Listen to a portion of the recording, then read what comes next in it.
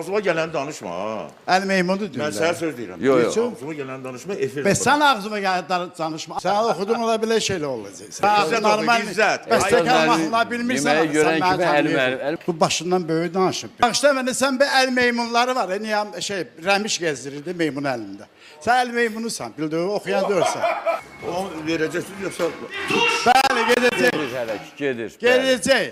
Nədir? Təhqir də, meymun da, yəni rəmiş rəhmətli meymunla gəzir. Birinci acan, baxın meymuna Aftandı da kim səni oxşayır? meymun kimi apab yanında. Rəhmətli. Gör, meymuna bu oxşayır yoxsa mən? Onu qoyuruq bir kənara. Amma saçı ağarsa, sən toçdur meymunsan. Rəngləmirsən ağa, bəd bax. Utanmırsan. Kişi də saçı rəngli ya. Rəngləyən hamı rəngləyir. Hamı rəngləmir. Sən? 70 yaşında kişi Ay, rəngləmir. almısan Mərdəkəndə itinə, başqa adam görmürsən. Mən hər yerdəyəm. Mərdəkanda hər yerdə. Bilirəm. Ay bəd bax. Sən hardasan? Ey yazıq. Ey yazıq. Yo, həddi məndə mən 50 çox istəyirəm. Hə. Bayaq da qeyd Atdı elədim. zadniya. Bunlarda var da. Əvvəlcə belə. Məndə zadni yoxdur. Araya zadələr səndə var. Məndə karabkada zadni çıxartdırmışam. Qulaq az.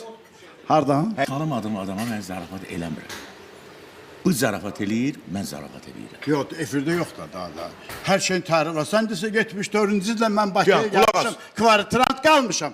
Əlini Qulaq mən as. tanımıram, nə oxuyub, nə oxuyub. Qulaq as. Ala, Ala qulaq az. Ala yox, ala, pramoy. Efirdəsən, ala. Nə olsun efirdə? Söz deyirəm. Sən kimi adama ala deyərlər. Bildin ala? İstəndi. Qardaşsan sən başına zay adamsan. Əlim, əlim. Hüstəmiyün. Bilmirsən. Başından böyük daha, məndən də kiçik Əlim, yaşda. əlim. Hüstəmiyün. Hissli olmasın beləncə meymunlarla. Onu yaddan yola gedilməz. çıxartdıq. Onu yaddan çıxartdıq. Ağzıma gələn danışma ha. Əl meymunu Mən deyirlər. sənə söz deyirəm. Yox, yox. Ağzıma gələn danışma efir. Bəs sən ağzıma gələn danışma, ağzındakı yiyi.